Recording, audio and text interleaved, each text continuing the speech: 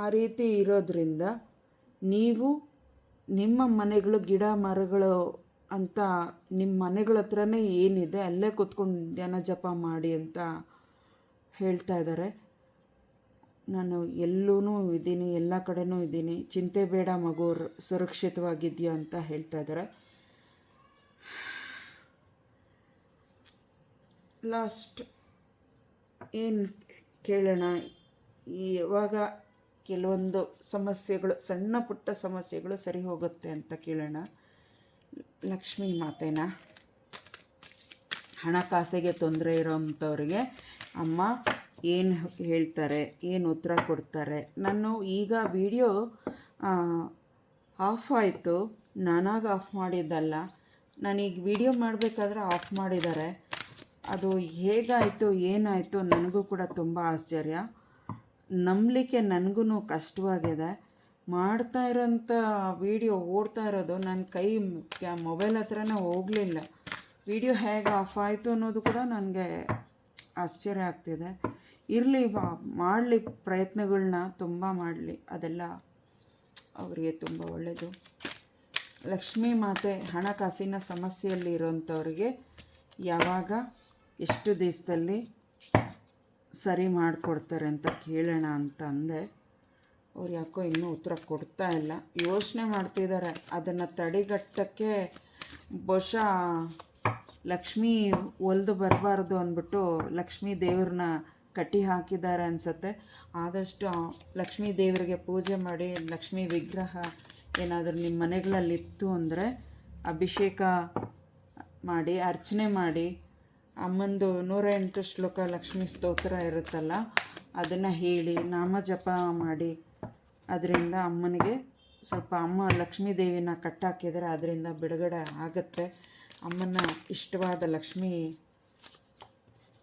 ಸ್ತೋತ್ರಗಳನ್ನ ಪಾರಾಯಣ ಮಾಡಿ. ಕಾರ್ಡ್ ಒಂದು ಕೊಟ್ಟಿದ್ದಾರೆ. ಬೀಗದ ಕಾಯಿ, ನಿಮ್ಮ ಅದೃಷ್ಟದ ಬಾಗಿಲು ತೆಗೆಯೋ ಸಮಯ ಬಂದಾಯಿತು, ಚಿಂತೆ ಬೇಡ ಮಗು ಅಂತ ಹೇಳ್ತಾ ಇದ್ದಾರೆ.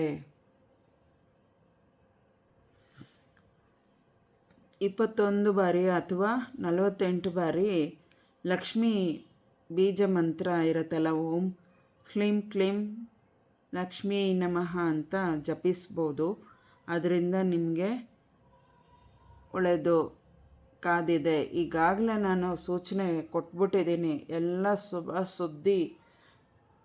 ಶುಭ ಸುದ್ದಿಗಳೇ ಬರ್ತಾ ಇದೆ ಕಂದ, ಚಿಂತೆ ಮಾಡಬೇಡ. ನಾನು ಎಲ್ಲವನ್ನೂ ಗಮನಿಸ್ತಾ ಇದ್ದೀನಿ, ಯಾಕೆ ಚಿಂತೆ ಮಾಡ್ತೀಯ ಅಂತ ಲಕ್ಷ್ಮೀ ದೇವಿ ಹೇಳ್ತಾ ಇದ್ದಾರೆ.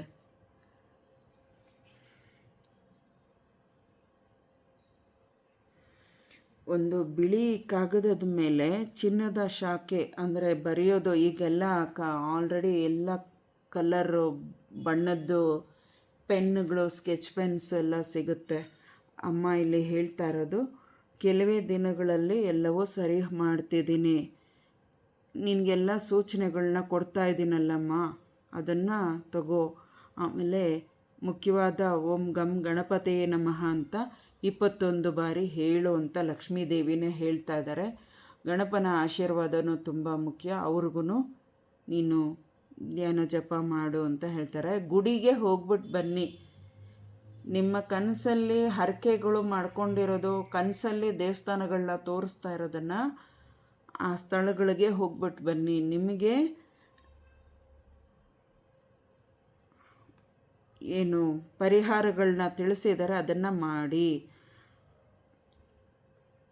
ಗಣಪತಿ ದೇವಸ್ಥಾನಕ್ಕೆ ಹೋಗ್ಬಿಟ್ಟು ಬನ್ನಿ, ಗಣಪತಿ ಹೋಮ ಮಾಡಿಸಿ, ಗಣಪತಿ ಆರಾಧನೆ ಮಾಡಿ, ಅದರಿಂದನೂ ಒಳ್ಳೆಯದಾಗುತ್ತೆ. ಲಕ್ಷ್ಮೀ ದೇವರೇ ಹೇಳ್ತಾ ಇರೋದು, ಮುಕ್ಕೋಟಿ ದೇವಾಂತತೆಗಳು ನಾವು ಎಲ್ಲ ಅಸ್ತು ಅಂತ ಕೊಡೋದ್ರಲ್ಲಿ ಇದ್ದೀವಿ. ದೇವಸ್ಥಾನಗಳಿಗೆ ಹೋಗಿ ಅಭಿಷೇಕ ಅರ್ಚನೆಗಳನ್ನ ಮಾಡಿಸಿ, ನಿಮ್ಮ ಮನೇಲಿ ಪೂಜೆ ಕಾರ್ಯಕ್ರಮಗಳನ್ನ ಹೆಚ್ಚು ಮಾಡ್ತಾ ಹೋಗಿ ಅಂತ ಇಲ್ಲಿ ಲಕ್ಷ್ಮೀ ಮಾತೆ ಹೇಳ್ತಾ ಇರೋದು. ಎಲ್ಲವೂ ಒಳ್ಳೆಯದಾಗಲಿ, ಎಲ್ಲರಿಗೂ ಒಳ್ಳೆಯದಾಗಲಿ. ಇವತ್ತಿನ ಹುಟ್ಟುಹಬ್ಬ ಮತ್ತು ಮದುವೆಯ ವಾರ್ಷಿಕೋತ್ಸವದಲ್ಲಿ ಯಾರಿದ್ದೀರಾ ಅವ್ರಿಗೆಲ್ಲ ಒಳ್ಳೆಯದಾಗಲಿ ಅಂತ ನಾನು ಕೇಳ್ಕೊಳ್ತೀನಿ. ಇವತ್ತಿನ ದಿನದಲ್ಲಿ ಸೋಮವಾರದ ಏನು ರೀಡಿಂಗಲ್ಲಿ ಏನು ಹೇಳ್ತಾರೆ, ಎಷ್ಟು ದಿವಸದಲ್ಲಿ ನಮ್ಮ ಪರಿಸ್ಥಿತಿಗಳಿಗೆ ಸರಿ ಹೋಗುತ್ತೆ, ಎಸ್ ಆರ್ ನೋ ಕೇಳೋಣ.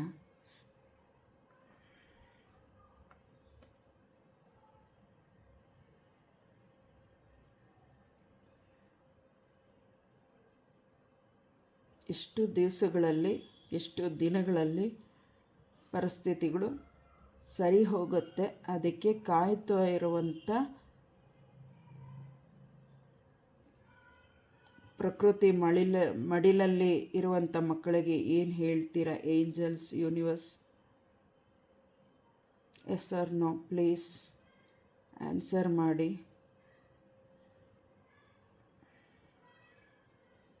ಒಂಬತ್ತು ವಾರ, 9 ಗುರುವಾರ ಅಥವಾ 9 ವಾರ, 6 ವಾರಗಳು, 6 ದಿನಗಳು, 6 ಗಂಟೆಗಳು ಕೂಡ ಆಗ್ಬೋದು, 5 ವಾರಗಳು ಕೂಡ ಆಗ್ಬೋದು. 9 ಸೋಮವಾರ,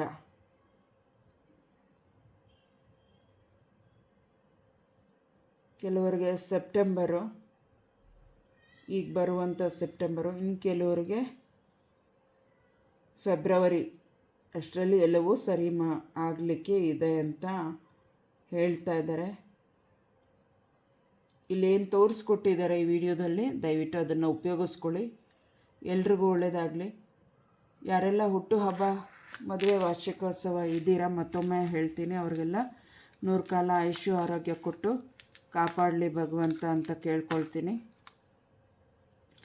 ನನ್ನ ಒಂದು ಮಾತಿನ ತೊದಲು ಮಾತುಗಳು ಮಿಸ್ಟೇಕ್ ಆಗಿದ್ದರೂ ಆಗಿರೋದನ್ನು ಅದು ಕ್ಷಮಿಸಿ. ಇಲ್ಲಿ ರೀಡಿಂಗ್ ಮಾಡಬಾರ್ದು ಅಂತ ಆಗಲಿಂದ ನಾನು ಆಗಲೇ ಒಂದು ವಿಡಿಯೋ ಕೂಡ ಮಾಡಿದೆ. ಆ ವಿಡಿಯೋಗೂ ತುಂಬ ಅಡೆತಡೆ ಆಯಿತು. ವಿಡಿಯೋ ಇದ್ದಕ್ಕಿದ್ದಂಗೆ ಆಫ್ ಆಗಿಬಿಡುತ್ತೆ. ಅದು ಹೇಗೆ ಆಫ್ ಆಗ್ತಾಯಿದೆ ಅನ್ನೋದು ನನಗೆ ಆಶ್ಚರ್ಯ ಆಗ್ತಿದೆ. ತುಂಬ ಡಿಸ್ಟರ್ಬೆನ್ಸು ಮಾಡ್ತಾ ಇದ್ದಾರೆ. ತುಂಬ ಸಂತೋಷ. ಈ ರೀಡಿಂಗ್ ಮಾಡಬಾರ್ದು, ನಾನು ಮಾಡಲೇಬಾರ್ದು ಅಂತ ನನ್ನ ದೇಹಕ್ಕೂ ಸ್ವಲ್ಪ ಹಿಂಸೆಗಳು ಕೂಡ ಆಯಿತು. ಇರಲಿ, ಮಾಡಲಿ. ನಾವು ಆದಷ್ಟು ದೇವ್ರ ಮೊರೆ ಹೋಗೋಣ. ಕಾಪಾಡಲಿಕ್ಕೆ ಭಗವಂತ ಇರಬೇಕಾದ್ರೆ ನಾವು ಯಾಕೆ ಚಿಂತೆ ಮಾಡಬೇಕು? ಇಲ್ಲಿಲ್ವಾ? ಆಗಲೇ ಸ್ಟಾರ್ಟಿಂಗಲ್ಲಿ ಹೇಳಿದ್ರು, ನಾನು ಇರುವಾಗ ನಿನಗೆ ಯಾಕೆ ಚಿಂತೆ ಕಂದ, ನೀನು ಎಲ್ಲೇ ಹೋಗ್ತಾಯಿರೋ, ಎಲ್ಲೇ ಬರ್ತಾಯಿರೋ, ಎಲ್ಲೇ ಓಡಾಡ್ತಾಯಿರೋ, ನಾನಿದ್ದೀನಿ ಅಂತ ಹೇಳ್ತಾ ಇದ್ದಾರೆ. ಎಲ್ಲರಿಗೂ ಒಳ್ಳೆಯದಾಗಲಿ. ಸಬ್ಸ್ಕ್ರೈಬ್ ಮಾಡಿಕೊಂಡು ನೋಡಿ ಅಂತ ಕೇಳ್ಕೊಳ್ತೀನಿ. ಯಾರಿಗೆ ಈ ಮೆಸೇಜು ನಿಮಗೆ ನಿಮ್ಮ ಮನಸ್ಸಿಗೆ ಕನೆಕ್ಟ್ ಆಗುತ್ತೆ ಅದನ್ನು ತಗೊಳ್ಳಿ. ಅಂಥವರು ಯಾವ ಕಾರ್ಡು ಸೆಲೆಕ್ಟ್ ಆಗಿದೆ ನಿಮ್ಮ ಮನಸ್ಸಿಗೆ ಆ ಮೆಸೇಜು ನಮಗೆ ಇದು ಅಂತ ಅನಿಸತ್ತೆ, ಅವರು ಫೈಲ್ ನಂಬರ್ 1, ಫೈಲ್ ನಂಬರ್ 2 ಅದು ಯಾವುದನ್ನು ಆಯ್ಕೆ ಆಗುತ್ತೆ ಅದನ್ನು ಕಮೆಂಟಲ್ಲಿ ತಿಳಿಸಿ, ಮತ್ತು ನಿಮ್ಮ ಊರ ಸ್ಥಳನ ತಿಳಿಸಿ. ಯಾಕೆಂದರೆ ನೀವು ಊರ ಸ್ಥಳನ ತಿಳಿಸೋದ್ರಿಂದ ನಾವು ನಿಮಗೆ ಏನು ಕೊಡಬೇಕೋ ಭಗವಂತ ಅದನ್ನು ಅವರು ಕೊಟ್ಟು ಕಾಪಾಡುತ್ತಂತೆ ಅಂತ ನಾವು ಪ್ರೇಯರ್ ಮಾಡ್ತೀವಿ. ಹಾಗಾಗಿ ಊರಿನ ಸ್ಥಳನ ತಿಳಿಸಿ ಅಂತ ಹೇಳ್ತೀವಿ. ಎಲ್ಲರಿಗೂ ಒಳ್ಳೆಯದಾಗಲಿ. ನಮಃ ಶಿವಾಯ. Thank you.